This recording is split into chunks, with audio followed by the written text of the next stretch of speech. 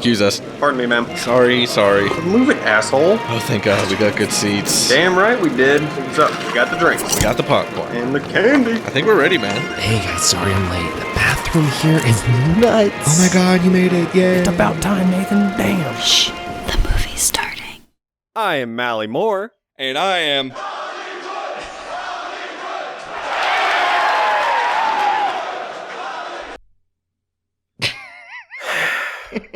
It's the Silver Linings playlist. We're a podcast. I don't know what just happened. Oh, what a lackluster intro. We're back. To start us off on season 5 of the Silver Linings playlist. Wait, this is season 5? This is season 5. Oh my God, I've been saying, I even labeled the file season 4. Yeah, man, there's a whole season you're skipping over. We crossed... Son of a bitch. We crossed the Rubicon. Season 4 was recorded in 2020. That's the gas leak season. Yeah. That's the gas leak season. No one would fault you for getting all of season 4, but we have crossed the Rubicon. We are now post 100 episodes, and this is episode 105. And we haven't gotten 5. any better at this. No better. Clearly Anything, not. We've by the gotten sound progressively of that worse. Yeah, welcome everybody. Thank you for tuning in. We're back, season 5, starting off great. As tradition around here, as you can tell by the episode title, we are covering another Darren Aronofsky movie this week. But before we get into that, if you are new to the show, if you just happen to stumble upon us at the start here of the season, we are a podcast, clearly, that tries to find the silver lining in bleak movie endings. And not necessarily bleak as in depressing, but bleak as in confusing, baffling, leaves you on a cliffhanger. Any kind of ending that doesn't wrap up in that nice little bow that, you know, typical Hollywood, they lived happily ever after ending. And I say this every week, but this time is no exception because we're covering the 1998 directorial debut feature film, Pi, as 1998, man. That's a pre-Star Wars prequel world. 98 was a good year. The last couple years of the 90s all had tremendous, like The Matrix, we got Seven, we got so many great movies in those last couple years of the 90s. But and this was no exception. This is a great movie, especially for a feature debut. Like, this is insane for the first movie of anybody to just drop on you like that. Yeah, it's an extremely long movie for 84 minutes. You know what? It's funny you mentioned that. I even made a note of that. They're like, this doesn't technically qualify, I don't think, to be a feature-length film. I think it's 88. And that's counting opening and closing credits for this movie. So no, that counts. This is a really long short film. No, 80. No, that's feature length technically. I think. Is it 80? I thought it was 88. There's like a specific number. I don't know. It's a long fucking 80 something minutes. Is all I'm saying. Okay, well that's something we'll I thought get into. I was halfway through the movie. I looked down. I was 24 minutes in. Well, we will definitely get into it. But first, Mally, this is monumental for the show because this is your first episode back since season 4 because you weren't able to join us on the season 4 finale where we talked about The Shining. So true story. Not only are you back for the show, I dipped the fuck out of season 4. You knew that was going to be a long one, so you're like, I'm not fucking dealing with that. So no, I was like, I got other shit going on. I can't be bothered. It was like I was like making tacos or something. I don't know. But not only that, we have someone else joining the podcast, not just for today and not just for next week's episode, but a full-time, brand new co-host added to the show. You've heard him before if you've listened to the show. He was on something we kind of realized halfway through is that we never had him on like quote-unquote good movies until way too late in the game. I think this gentleman was on as many season 4 episodes as I was. Yeah. We tapped into something special, I think, because The Happening, Crank, those are some of my favorite episodes. And because this person was on the show and we were so excited that he's decided to come on board full time, it is none other than podcast connoisseur, film critic extraordinaire, Mr. Nathan Simmons. Hey. Bam, bam, bam, Oh wow! I got my own sound cue. That was nice. Oh, it'll never fucking happen again, Nathan. Don't get used to that, rookie. Yeah. So Nathan, you decided to come on board. Yeah, you joined the train. Yeah, I was really excited to have you ask, and like, I mean, it is kind of this interesting thing where I was kind of like a serial podcast guest in the past. I would pop in on here. I could not get rid of you. I was like a fill-in guest a bunch of times on the AIPT Comics podcast, and now I'm co-hosting both shows. And all of my free time has gone to podcasting. Thanks, coronavirus. Yeah, I think COVID, all the 2020 really, sure. Like the floodgates opened. Like it really. What else honestly, is there to do? Like it did. Last year, Silver Linings Playlist kept me going in a weird way because you guys would ask me to come back every couple of months. And so it was like, depressing. I know, trust me. I was like, I would have like long days where I sit in my apartment by myself and think, well, and like next week I get to talk about Halloween 6. and I'm going to watch both versions. Which I don't think anyone has ever looked forward to. It's so sad that you looked forward to that. I did. And everyone else was like, give it up. Like they were like Saul in Pi telling me to get a life. And yeah, we brought you back to play Go with us right. constantly. And you were losing hair the whole time. Right, so. Of course. They said get a life. You got another podcast. I did. Because that's what the world needs, right? More white dudes talking on podcasts. Of course. About it should movies. It should be noted that we're still technically in the midst of this fucking pandemic that has now spanned over a year. True story. We are seeing the light at the end of the tunnel, much like the train that Max sees in the subway here. It's about to run us the fuck over. I ate inside of a restaurant once. Dude, me too. How weird was that? I did too. Yeah. I did. Well, it was weird. I was outside, but not like in one of those. It was so weird that we're like, outdoor dining is good to go, but then when people put tents up, it's like you're completely misunderstanding. Sure. Yeah, now you're just back. You're just back inside at that point. Yeah, with no air conditioning. Yeah, you're having a shittier experience than you would if you just would have just stayed home and ate inside. Well, it was like now you're back inside with no airflow. What exactly. the shit? There's a Thai place that I've been getting takeout from through the whole pandemic, and then my girlfriend and I went and had dinner inside this place for the first time last week, and everyone on the staff was like, "Oh, is this your first time eating here?" And I was like, "Inside, yes, sir." Like, it does feel interesting because I went up my first outdoor restaurant eating experience since this has happened. I went up to Santa Barbara last week, and I had some artisan pizza. It was pretty great. But the thing I noticed is everybody was out. Like the whole town was just out walking the streets, and it's like nobody really learned much because nobody still was wearing masks. Nope. I still was. CDC guidelines, brah. I know, I get that, but now we're in this weird political limbo of like, am I not wearing a mask because I never wore one to begin with, or am I not wearing one because I'm vaccinated? It's not like you can just walk around showing your card to people. Yeah. Like, I promise you. It's a whole thing. It's a whole thing. My rule of thumb for this is if I go into like like any business and the employees are wearing masks, then that's when I put mine on. I'm vaccinated, but I also want to show some solidarity. That's how I am too. I'm so into the idea of masks that I have already kind of taken on the mantle of I'm still going to wear one. Yeah. Well, you love personally, I love walking around dressed like a ninja. Sure. No, you get that. You don't have to worry about like, I groom my beard today? Say the beard crease is annoying. The beard crease is so annoying. I did not realize that's such a first world fucking problem, but like it really is. That wearing the mask and getting the beard crease, or like if you have like a helmet on, like a motorcycle helmet or something, there's no solution to it that I've discovered. Especially in like the summer, when, like the inside of your mask ends up smelling like a Whataburger bag. Yeah. Oh. Anyway, is that just mine, guys? We took to bring it all back around. The thought of that makes me want to put a drill into my head. So Pi, it has this a movie. I pushed play and it played all the way through, which was great.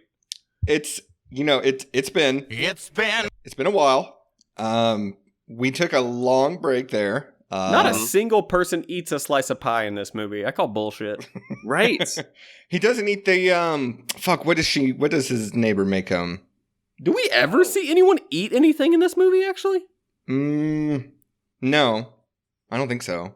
This movie's bullshit. No, it's like Lenny, or what's his name? The guy in the diner. He comes into the diner just to smoke. Yeah.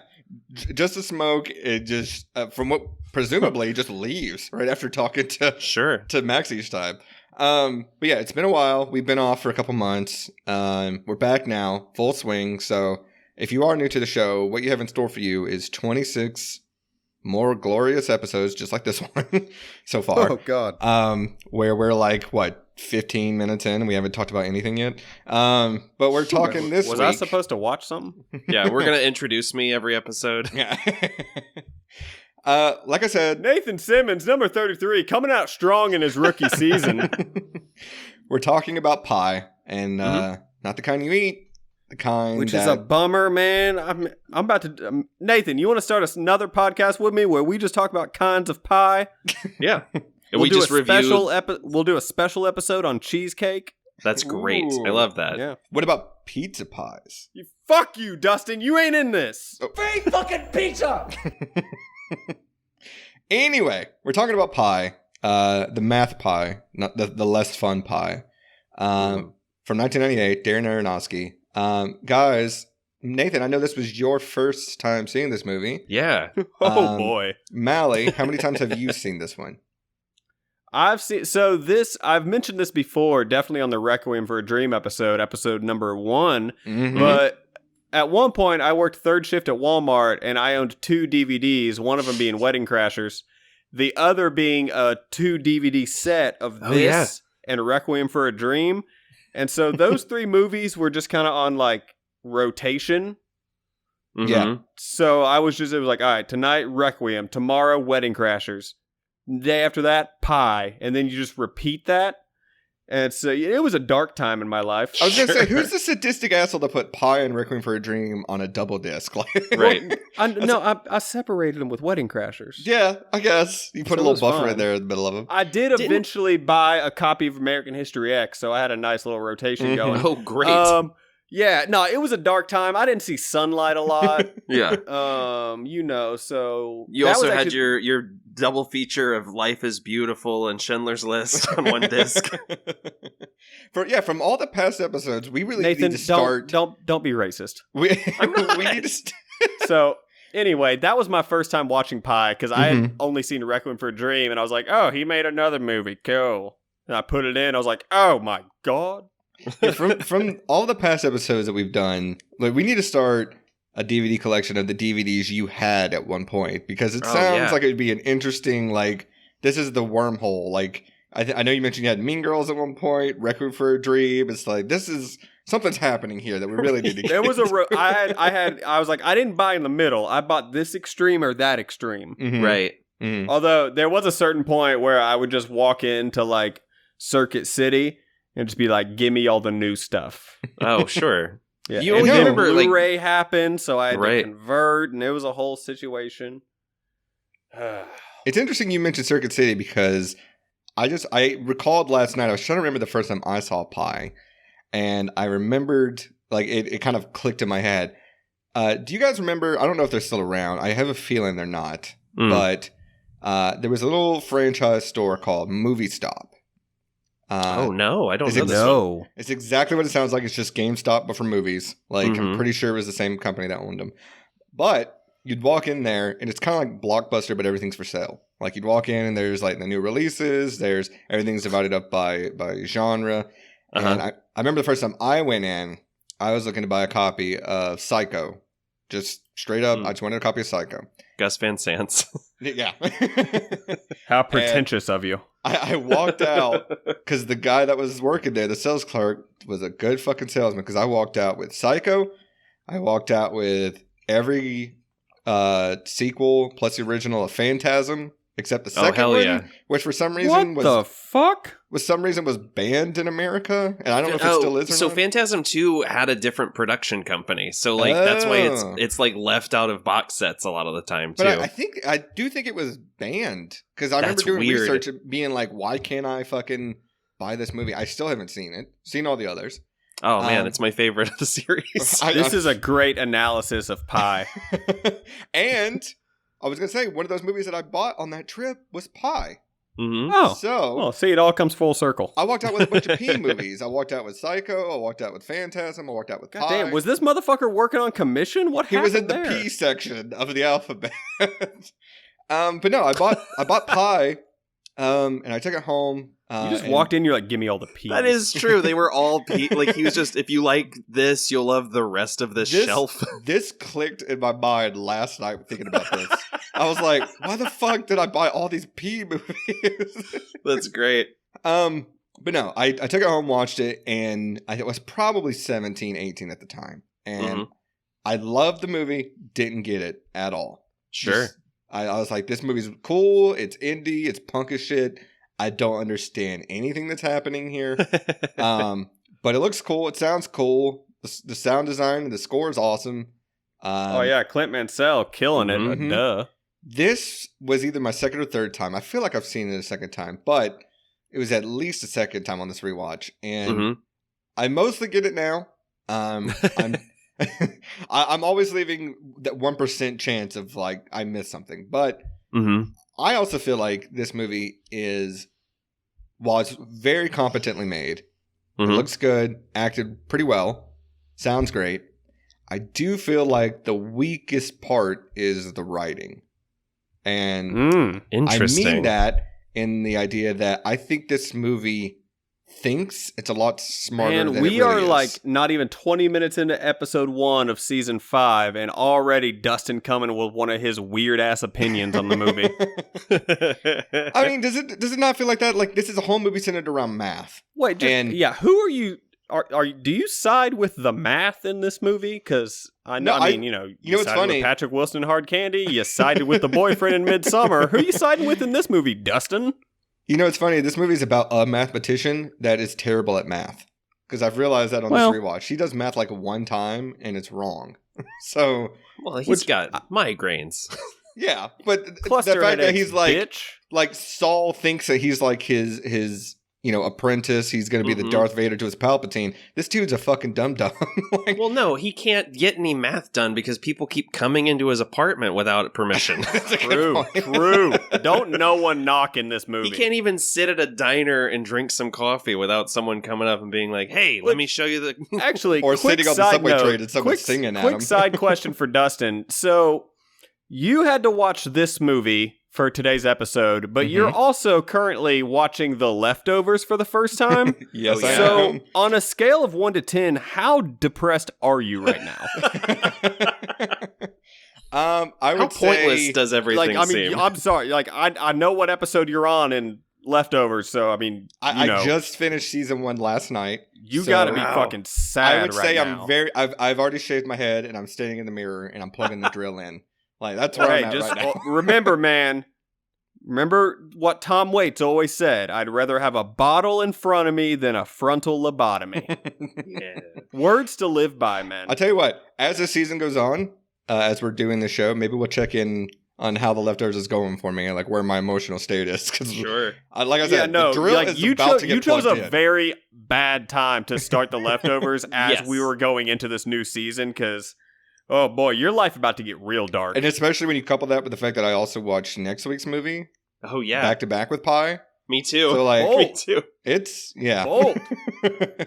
Anyway, we've already divulged a little too much, but let's get into the details surrounding 1998's Pi.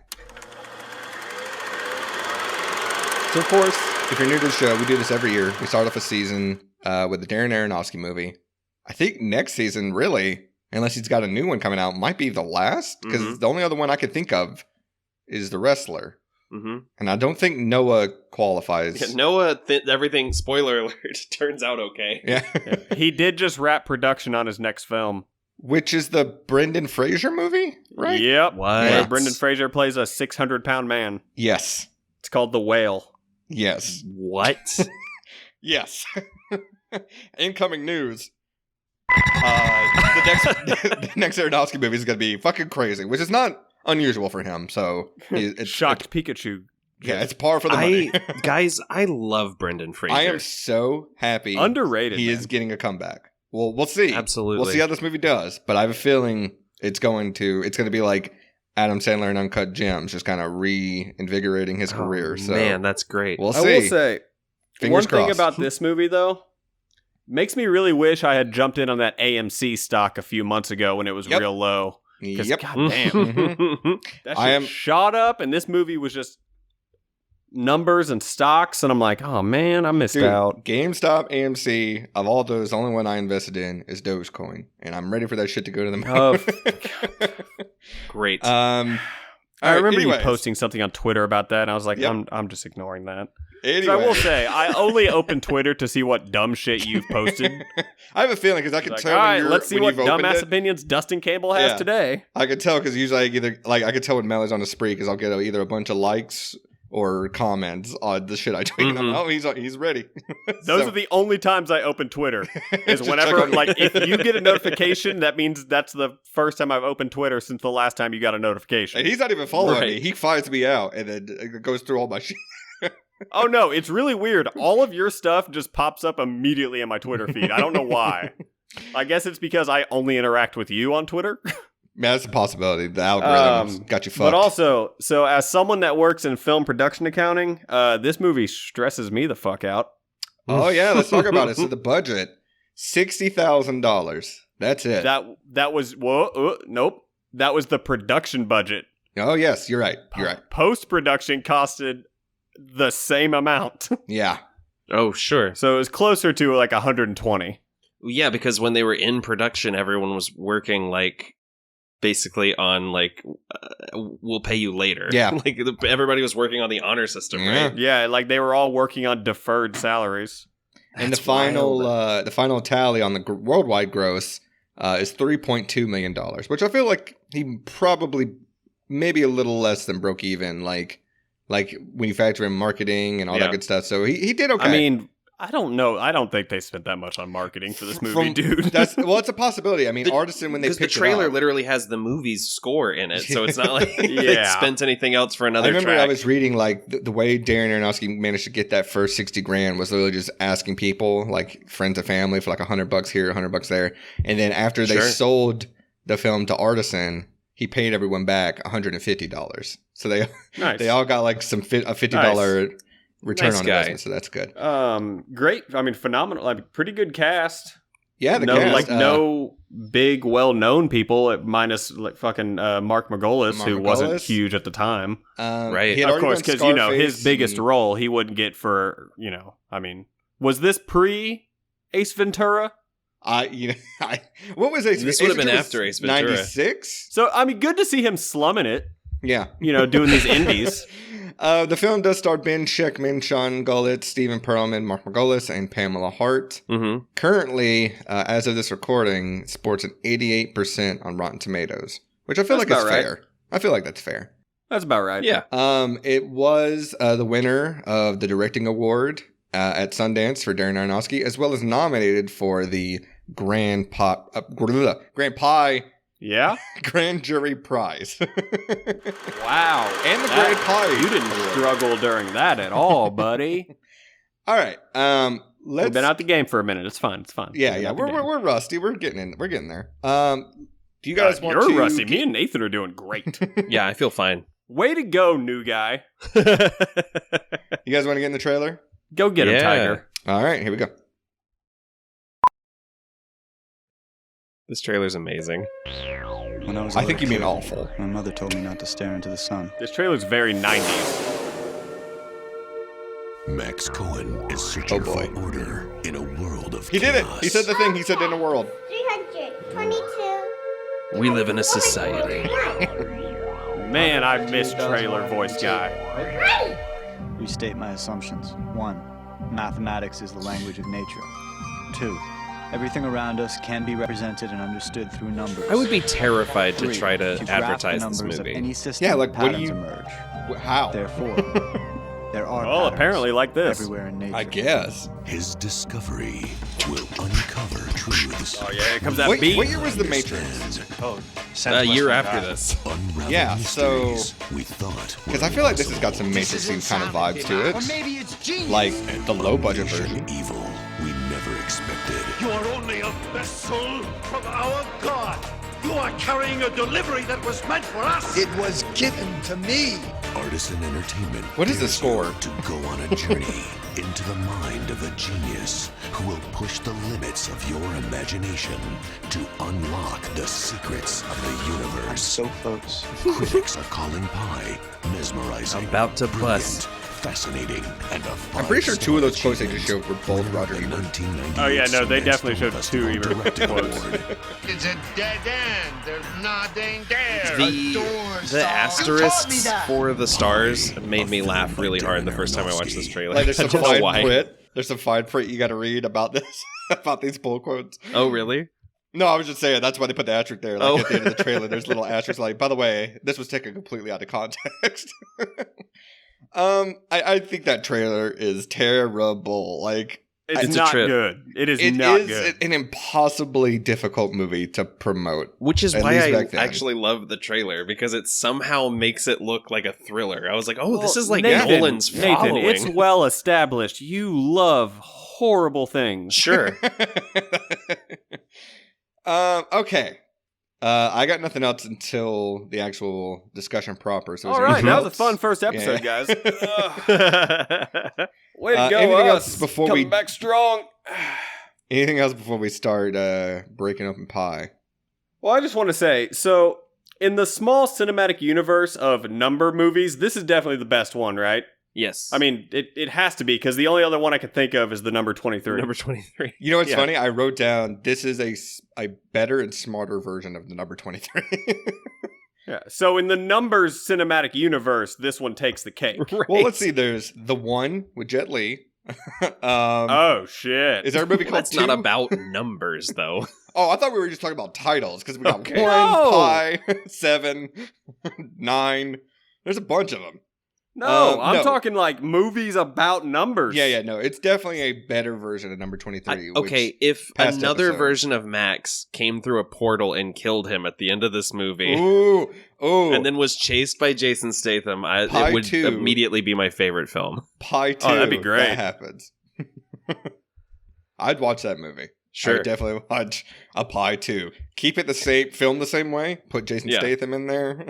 The thing that I was thinking about this earlier, because the number 23, is there ever a moment in that movie where someone comes to Jim Carrey and is like, well, of course you're seeing this everywhere because you're I'm looking pretty for it. sure. I am pretty sure there is. I don't remember. Okay. We've done Sure, that that's movie. like the plot of the movie. I know, but but people saying like you're an idiot for seeing this. Like, Yeah, I think there it's is just like, specifically a character that almost verbatim takes Saul's speech from this movie and it's like, look, if you get tunnel vision and you filter out everything else, you will find okay. in that movie 23 and Wow, this I movie really- Pi everywhere. I really just flushed that movie out of my brain. We done it, and I flushed it out of my brain. We done it.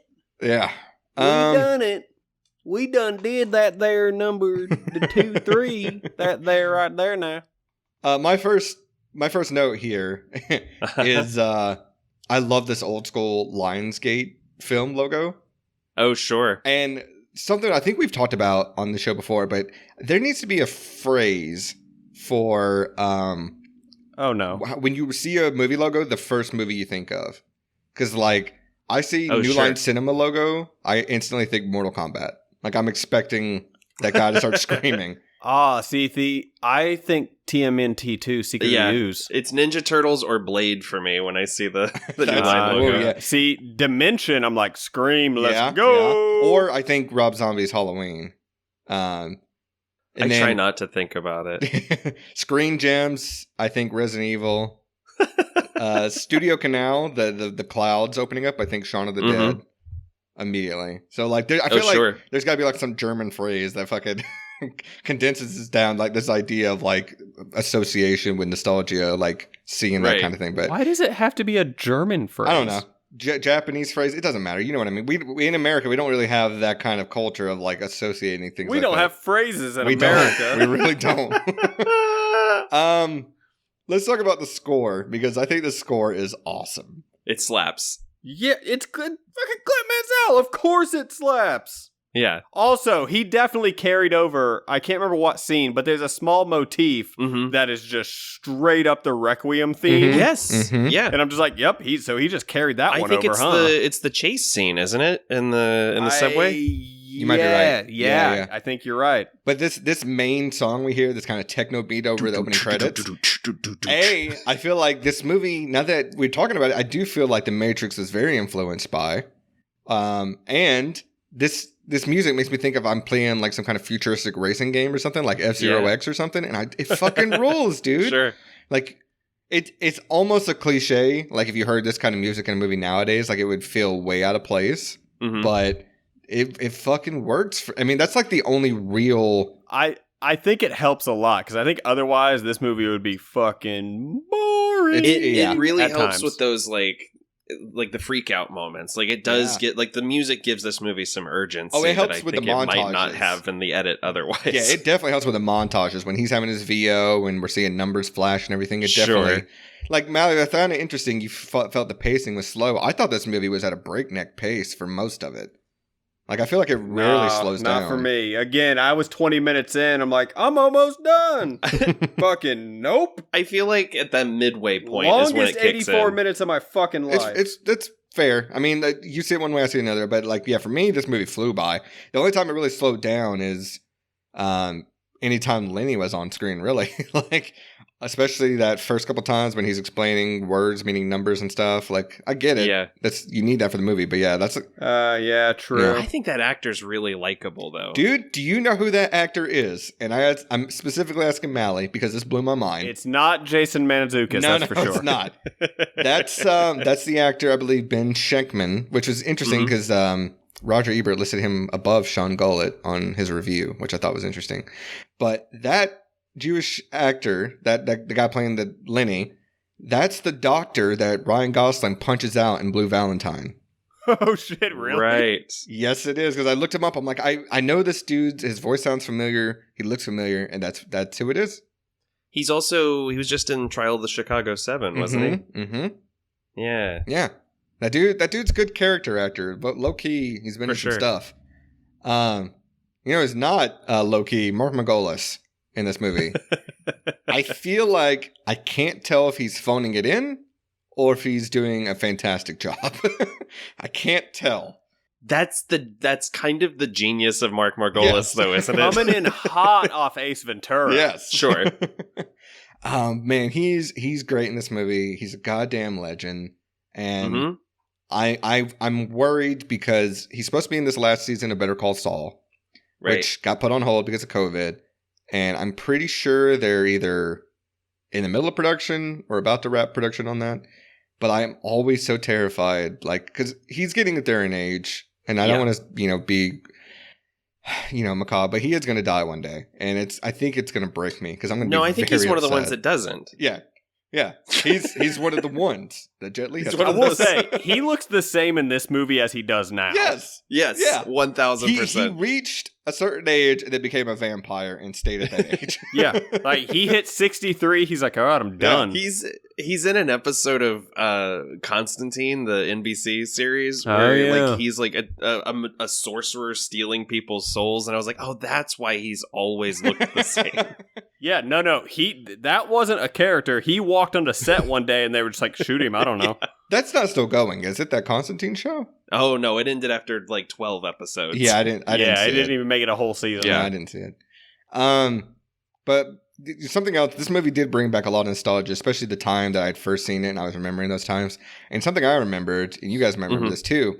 A lot of bands liked this movie, like a lot of hardcore metal bands. Yeah, you sampled this movie. I remember Norma Jean doing it in the early days. Abacab did it. Like, there was something about this movie, which, hardcore metal bands are known for their sampling, but I distinctly remember Pie being one of those big ones, and I had heard a lot of those songs before seeing this movie, and I'm like, oh, okay, I got that. So I was just I went back and listened to those songs. Some of them don't really hold up, but the sound design in this movie really lends itself to that really creepy atmosphere, like that almost like a low piano key, that rhythmic piano key that he hears when he's in the subway, coupled with the really high pitched noise of his headaches. It's really fucking good. Ooh. Yeah, the sound design in this is incredible. There's the high pitch during all the headache scenes, the sex noises that get louder and louder while he's like having a freak out. I know I'm jumping way ahead, but like there's like you just wanted to talk about the sex scene. I don't think I had ever heard that part when watching the movie the first time, like that his neighbor's having sex. She says something about, "Don't you want to lick this nipple? Mommy's we'll nipple. Let mommy make it better." better. My God. Yeah, and I had never heard that in this movie until I put the subtitles on this time I was watching. Yeah. and I mean, I'm not going to say that I didn't rewatch the scene like 8 times today. Good Lord, sir. See, one of the funniest lines to me, though, is, I don't know why it's so funny, but he's just like, it's when he's talking to Mark Margolis' character. He's like, oh, there's these religious Jews I've been talking to. Yes. And for some reason, I just died laughing. I do like the qualifier religious Jews. He re-explains them like 4 times, too. He's like, they got the beards. Yeah. Oh, fantastic beards in this film. Speaking about going back to that sex scene real quick, the thing that I've immediately thought of, I didn't take into account what that means for Max's character, like that he's hearing his neighbor having sex. The only thing I thought of is, what a testament to the absolute shittiness of those old Manhattan apartments that he can just hear his neighbor having sex clear as day. Like, it's not like you hear like muffled sounds. You hear her like she's in the room with him. Right. Which is why his neighbor is able to come in later and be like, yeah, you were screaming. Yeah. It's like that wall doesn't exist. Like, it's just it's a metaphorical wall. It's a metaphorical wall. No, his neighbor is a great character. I believe I can't remember the actress's name, but she's fantastic. I looked her up. A lot of people in this movie didn't really go on to do much else. Right. No, I mean, even the guy that plays fucking Max didn't do much. He was in Requiem for a Dream. Yeah. He also helped write this movie. He's mostly a director, right? I don't know. And writer? Look it up. Nothing big, though. Right. Like, he's done a few small things, but like nothing like this is his biggest role. Right. Like, he played the therapist in Requiem that Jennifer Connelly has to like sleep with. But that she sticks the fork to his hand. It. But a lot of people in this movie, like, even their IMDb photos are just from this movie. It's like he just got some maybe local talent. Imagine your IMDb photo is a washed out black and white. You expect to open the profile and see a death date, like right. They were at Pearl Harbor. Well, the best part about the main guys is you open his IMDb and he's very tiny in his photo, and then Mark Margolis' face is just massive next to it. Yeah, like he's about to swallow him. He's looking like he's squinting, like, who is this man? Yeah, you're right. though. He hasn't really done a whole lot. The last thing Sean Gullett's done was a movie called Blue Ridge back in 2014. Huh. He was a Rock the Cosbot, but that was the Bill Murray movie. Right? Oh, sure. I think so. He did a short called Come to Daddy. That makes me uncomfortable. That's the sequel to the sex scene in this movie. He also did a short called The Day I Became a Man. What is this? And a short called Bed. And Happy Accidents. What is happening? Oh, he was in Happy Accidents? Yeah, this dude's IMDb reads like an erotic novel. Nice. Happy Accidents, Bed, The Day I Became a Man, The Undeserved, and Come to Daddy. But no, I think it's funny that the little girl that plays Jenna, her IMDb photo is just the back of her head from this movie, like standing outside Max's door. That's so weird. Oh, by the way, Jenna, imagine like having someone bugging you all the time about your one skill. Like that going back to the fact that he can't ever get any work done. Like he's either got Wall Street people calling him, people busting down his door, a landlord screaming at him, or just a little kid with a calculator who wants you to dance like a monkey. I mean, that's the Bart Simpson meme, right? The say it, and then he says, "Say it right." Yeah, exactly. It is. There are people that. I mean, look at this photo of this little girl's. That is a screenshot from The Ring. Like, yeah, that is looks not like someone's that IMDb is photo. kind of creepy. You can see Sean Gullett's tiny face through the door. That's haunting. If you have a chance, people, go on IMDb. I highly doubt it will change because this is this actress's only film credit.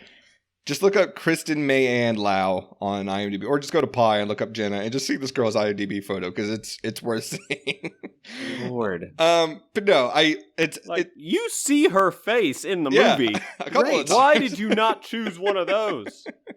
But yeah, like the actress that plays Marcy, this is like her only film, really like big thing. The leader of the Hasidic Jews, like the guy with the really long beard, that like they're all IMDb photos are from this movie. So, I mean, this movie, I guarantee what he did is he just found kind of local talent or like people on the cheap. Because, I mean, Marcy's role doesn't, she doesn't really have to do much. Right. Like only It's acting. a lot of stage actors, too, it seems like. And she does some very stage acting in this movie. Like she sure does. Yeah. No, but even though like those smaller roles, I do think everybody does a really good job. Like she makes me uncomfortable in this movie. Well, and when she drops the act too, that's when it gets you're like, oh, there's like a person in this performance. Yeah. Well, like when she opens up the suitcase to reveal the processing chip for the computer, like it felt like almost like Jules. I mean, not Jules. John Travolta's character in Pulp Fiction, like when he opens the suitcase, like because Sean Gullett's like mesmerized by it. So it was very, or it also had a feeling of like the guy in Requiem for a Dream that's in the back of the grocery store just cutting oranges. Like it's like so strange, like their performances, but it works. Like this movie succeeds in making you feel uncomfortable and anxiety and claustrophobic. Disoriented. Very disoriented. Very disorienting. I mean, we haven't really talked about the cinematography either. Like Matthew Libatek comes up on the show a lot. Like, I mean, obviously turn that contrast up, baby. Let's go. But no, he comes up with. I think he's done almost every Aronofsky movie. But like, basically, he's fucking great. Like you can tell too, especially with like the editing and his type of cinematography, that like Aronofsky really built on this style because this movie has very much the bones of Requiem for a Dream, like the structure, like the feeling of 100%. The tone too, the isolationism, the fast-paced editing. The Aronofsky was like, all right, I'm gonna make really depressing movies, and he fucking stuck with that. Right? Like very depressing movies that you're going to be in these people's lives. Like you're not an outsider. You're in the room with them. Like, I mean, it's funny because like Max's apartment seems cool as like a set, but actually living there would be a fucking nightmare. It'd be fucking terrible. Like, I keep thinking about the fact that like around, like shortly after this and Requiem came out was when Aronofsky was like maybe gonna make a Batman movie. And I just kept thinking, like, oh, right. That's what the Batcave would have looked like if Aronofsky had done it. Yeah, like the little shitty homemade computer system. Yeah. It's kind of like Tim Burton's Batcave too, where like it's got like Batman's got like his little computer desk. That's it, right? And his little glasses and his little turtlenecks. Did you guys? Don't you talk shit on those turtlenecks? I know they're great. Did you guys notice this? Fight you, rookie. I think maybe it's just me, but I feel like Marcy was 80 yard throughout the entire movie. She was what? Oh, 80 yard? 80 yard, yeah.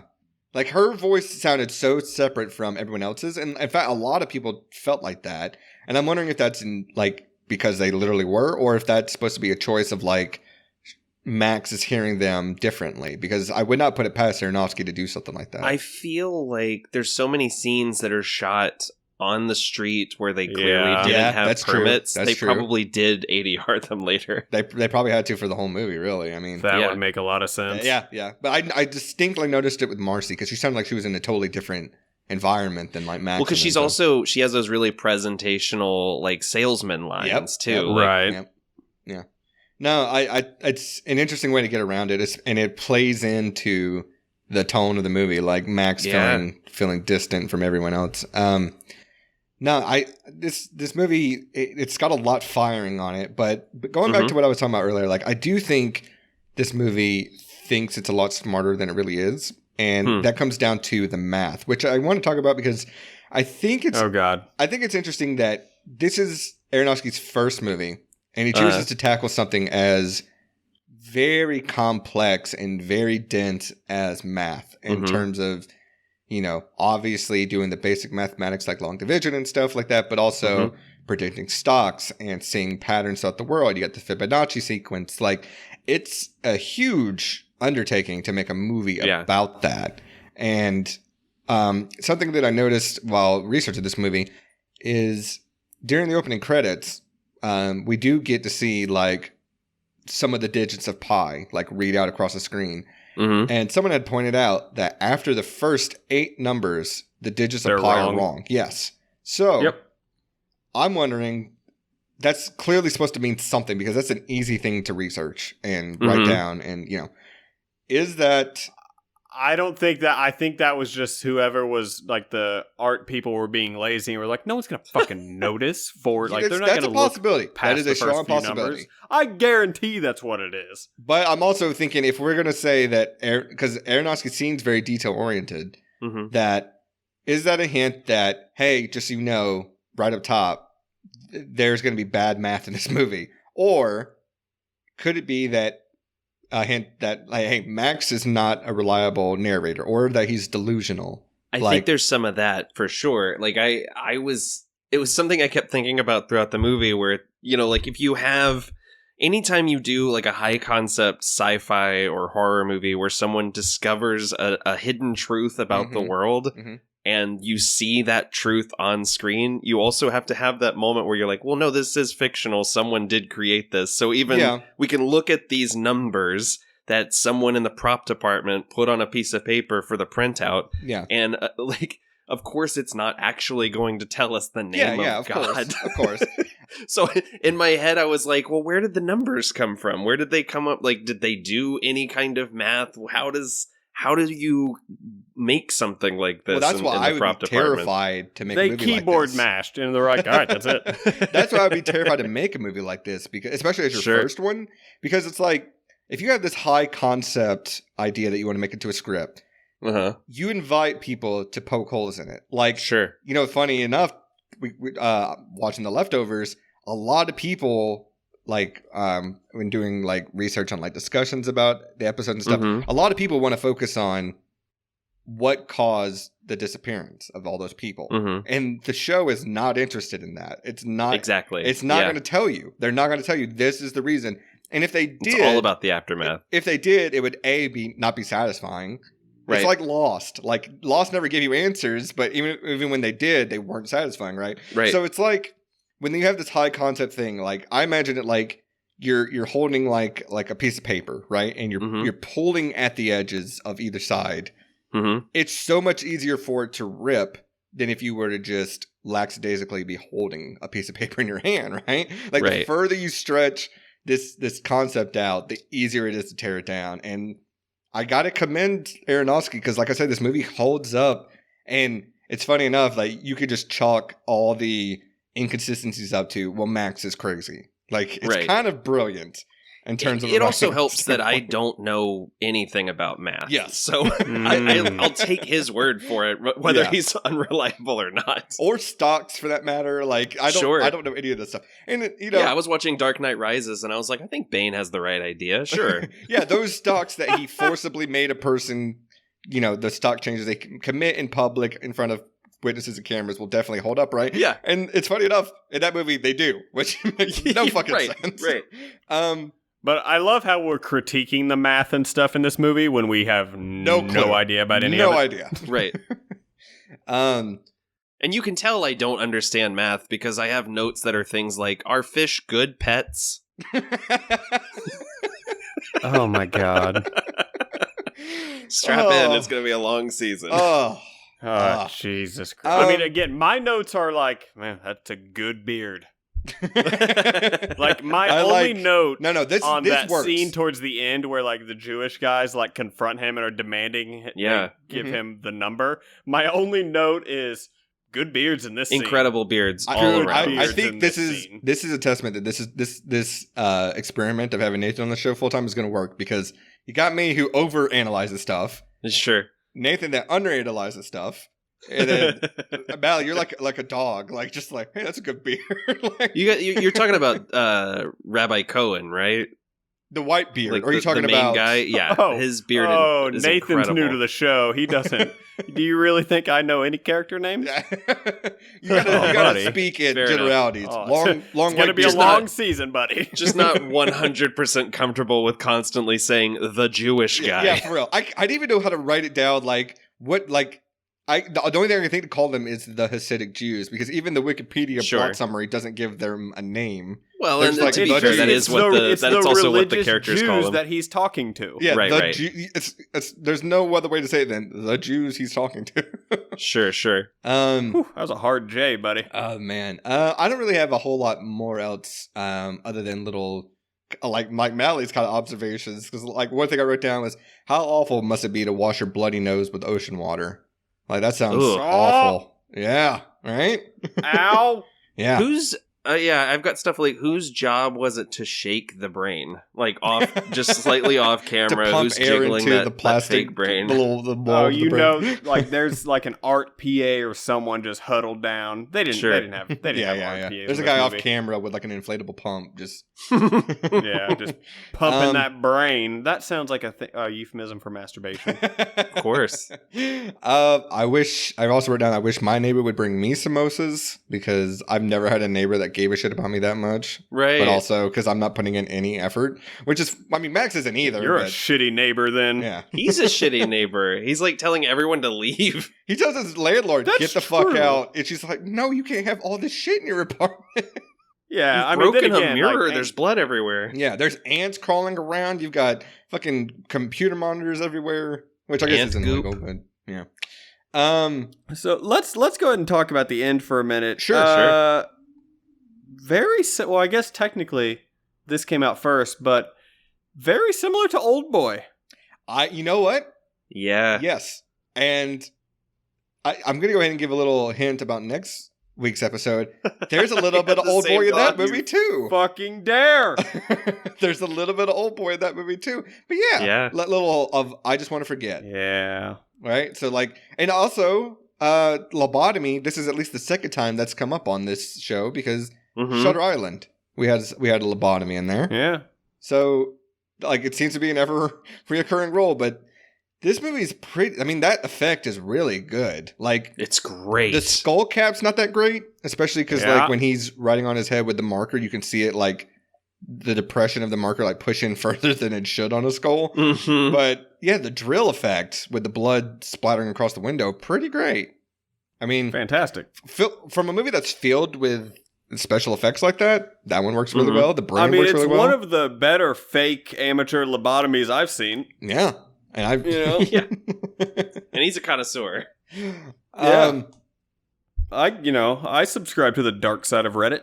Yeah, the last like 10 minutes of the movie with the phone like constantly ringing is so stressful. The it gets progressively louder. All of the sound design, especially in the last like block of the movie, is incredible. Yeah. Oh yeah. Agreed. What was I'm sure this was explained and I missed it, but what is the jelly-like substance that's on Max's computer? That is a great question, and I think it's ant goo. That's what I read in my research, but does that not have a deeper meaning? Ant goo? Yeah. Because I didn't understand what that was supposed to mean. It means there's some gooey ants hanging out in that fucking apartment. You know he don't clean? Yeah, that's true. We do see a lot of bugs in his apartment all the time, so... And then there's ants over the end credits too, which I don't get the significance of the ants that much. No. Gooey. There's another fan theory I saw that said that like it's more evidence that the computer has gained self-awareness, that it's like brain fluid. What? I mean, what? Saul does make mention that before a computer crashes and it spits out that number, that it does become self-aware and then crashes from that knowledge. I would not. I like that theory. That's not. There's. You don't need to phrase it like that. I hope you did not masturbate today. One other thing I didn't get about this movie, and it's my last note, but what what was the significance of the story that Max keeps retelling about staring into the sun? Okay, so this is me being an idiot, but for half a second, I thought it was his explanation for why the movie was in black and white. Oh my god, that's it's not like a bad I burned idea. my eyes out. It's not a bad idea, or why the movie's so fucking everything's so blown out, right? But I think it is literally like to reestablish. That's not the worst idea. Yeah, I think it's to reestablish that he's constantly driven to seek what he's not supposed to find. That makes a lot more sense than the idea that I had, which was I thought it was explaining like the origins of why he was fucked in the head. Like that he, staring at the sun did some damage. But I don't know. I mean, other than eyesight, I don't know what kind of, if it would have any effect on your mental state. But, I don't know. I didn't, that and the jelly stuff. Could maybe explain the headaches. That would, that would explain it. So do we think that ending is literal? That he's actually like just gotten rid of that part of his brain and he's happy now? I mean, he's wearing the hat at the end, so we wouldn't even be able to see. Oh, true. He is wearing a hat. Shit. Mm-hmm. So we wouldn't be able to see the drill hole if that was.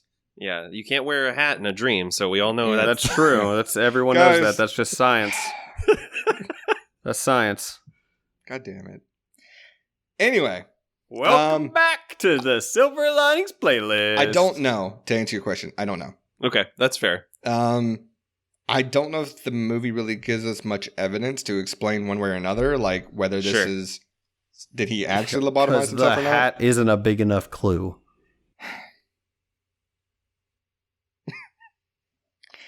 I don't know. What do you think? I think he did. I think that the ending is supposed to be taken literally. That he's actually like better off now without without all that knowledge. Okay. I mean, my only concern would be A, he's clearly not mentally stable. Correct. Yeah. And B, I feel like a lobotomy, you've got to be real precise with that. So yeah, I doubt that he was. Yeah, I doubt that, and I doubt Max has any kind of medical degree that he would know this is a spot to drill in. And he's still being chased with people with guns. I mean, what happens when like Marcy shows back up and finds him in the street, or the fucking Jewish tribe does? Like, what does that look like? Right. They're probably like, oh shit, he's wearing a hat. Oh, he dumb now. I don't know. I don't know. I could be persuaded one way or the other.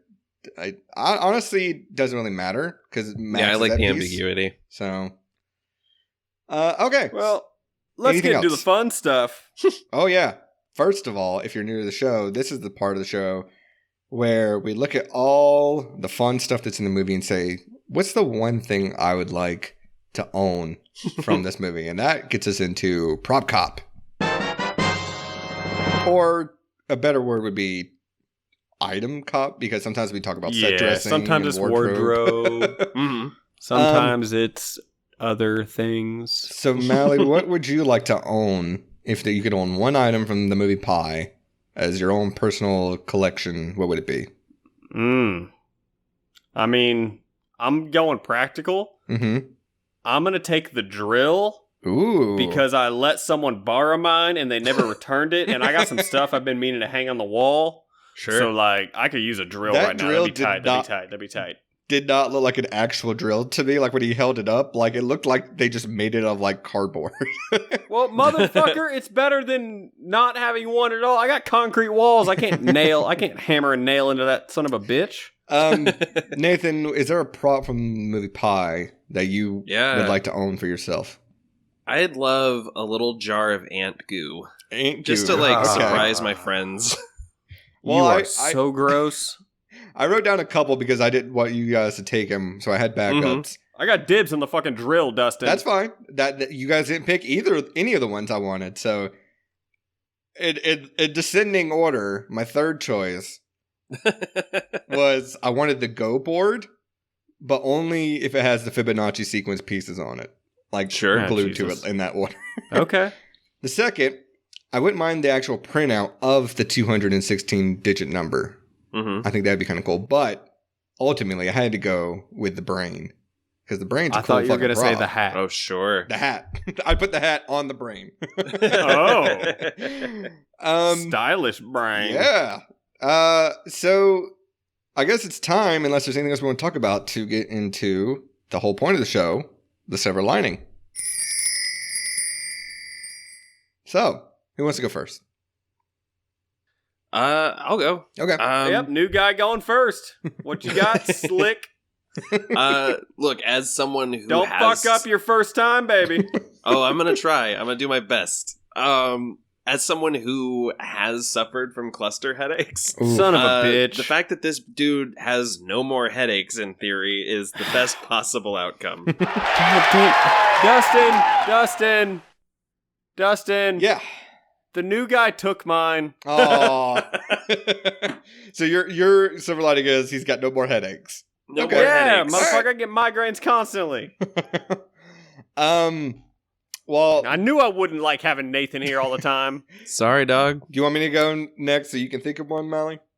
Yeah. All right.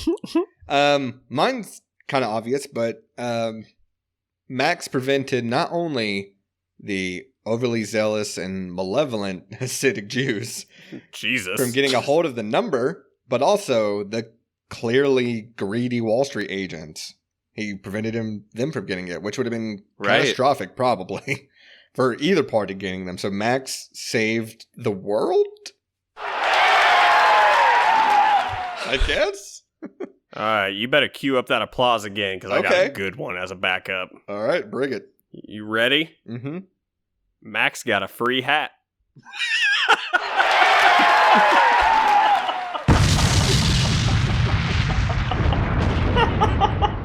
Take that, new guy. Cool hat, man. Cool All hat, right. bruh. So that's good. Yeah, I think we did okay. So this movie not as difficult as some of the other ones we've done. So, but yeah, I think overall all that added up to a pretty upbeat ending, all things considered. Plus, Max doesn't have to be burdened now with entertaining his little neighbor, Jenna. Right. So.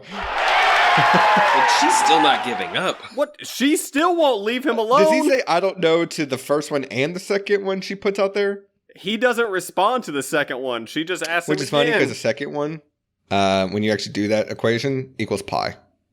So there's a little trivia note for you there. Okay. Cool. So if for whatever reason our silver linings did not change how you view this movie and did not pick up your spirits, which how could they fucking I not? know, free hats. We nailed it. We have what's known around here as the Pick Me Up movie alternative, which I feel like we should rebrand as Pick Me Up double feature, because the idea is you watch Pi may not leave you feeling too great, and then you watch whatever movie we recommend as the second in your double feature billing to bring you back up. So, Mally, let's go with you first. What movie do you have for your Pick Me Up double feature? Well, me personally, really digging the math aspect, so I'm going for another classic math-themed film. I'm gonna go with Mean Girls. Hey, all right. Don't know what that has to do with math, but Nathan? She's a member of the mathletes. That's right. She is a mathlete. The limit does not exist. That is right. Totally forgot about that. Nathan, what about you? What's a double feature? Oh, man, so if you watched Pie and you're disappointed that there wasn't any delicious pie in the movie, God damn it! You should watch Stand By Me, which has an incredible sequence involving a pie eating contest. Okay. I see where your head's at. I know what Dustin's is going to be. Going with the all-American classic, American Pie. Nice. Yep. I had a feeling when you said if delicious pie, I was like, there's no fucking way he's not going to say American Pie. So thank God. Oh, guys, we did it. Way to go, us. We did Episode it. 105. You're back, and I'm here.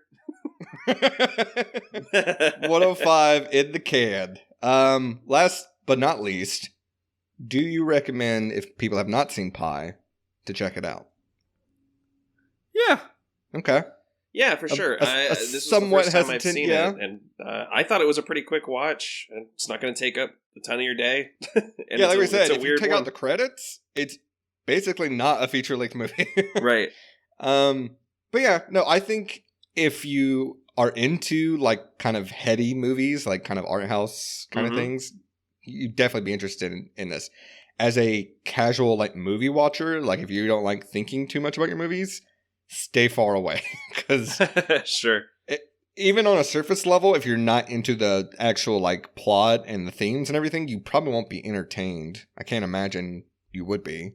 Right. Like this is not a movie that works on mute. So you're saying you would recommend it if it's the kind of movie you like?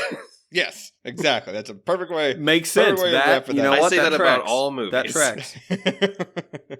Yeah, I mean, it's a solid. If you think you'd like this, you will. Yeah. Yeah. Well, like I said, that's Pi from 1998 by Aronofsky. As of this recording, we've only got one more, so hopefully that next movie qualifies. So we'll at least have 2 more seasons ready to go. Oh, fingers crossed, baby. Thank you again for listening, everyone. Please, you already know what I'm going to say. If you haven't already, hit that subscribe button wherever you're at. We're on iTunes, Spotify, Google Play, all of the typical podcast stomping grounds, as well as YouTube, if for some reason you want to watch the video of this podcast.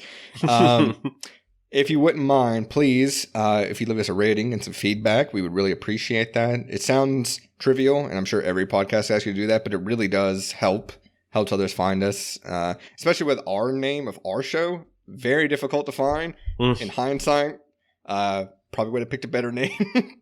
Yeah, who named this piece of shit? I don't know. But anyways, if you also can't get enough of us, we've got a whole back catalog of over 100 episodes you can check out. We're also on the socials. We're on Facebook and Twitter and Instagram.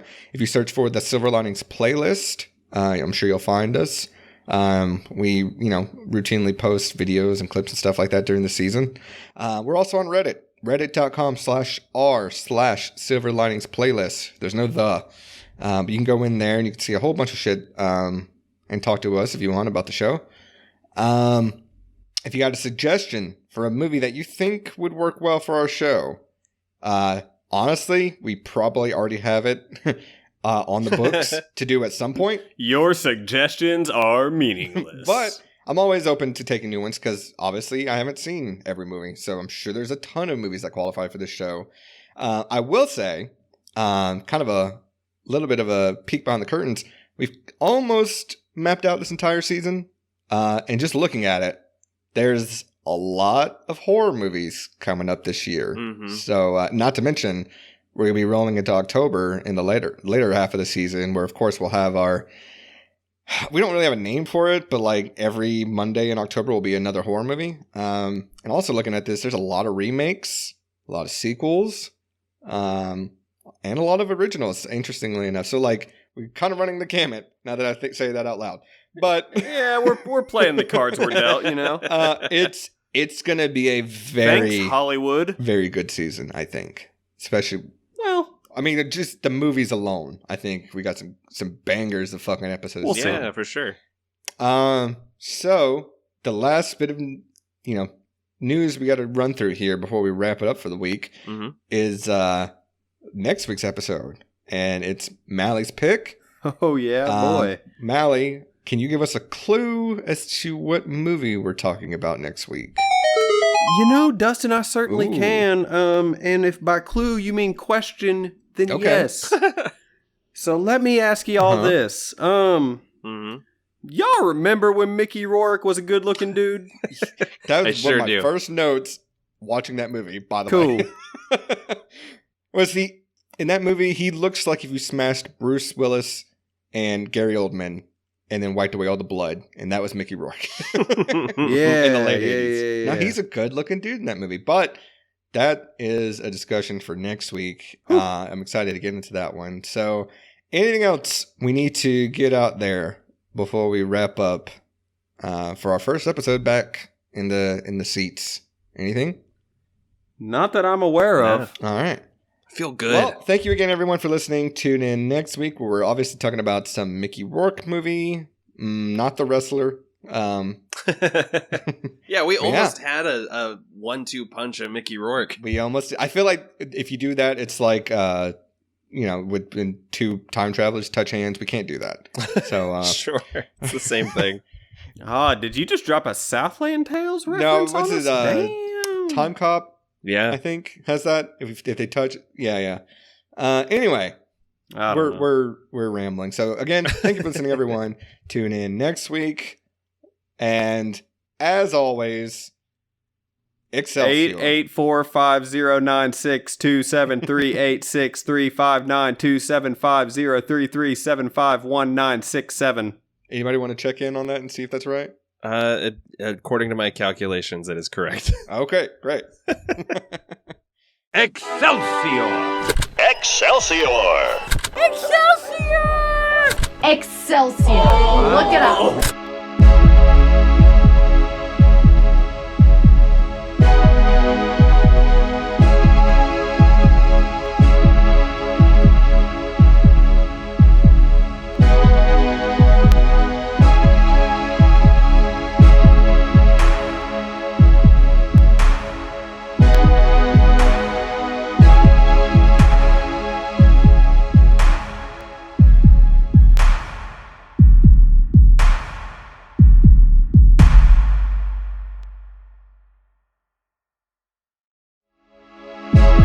Hello, YouTube. If you've made it this far, thanks. Could you do us one more favor? Could you hit those like and subscribe buttons? Maybe leave us a comment on what you think of the show. We'd really appreciate it. Join us again next week for an all-new episode. Bye.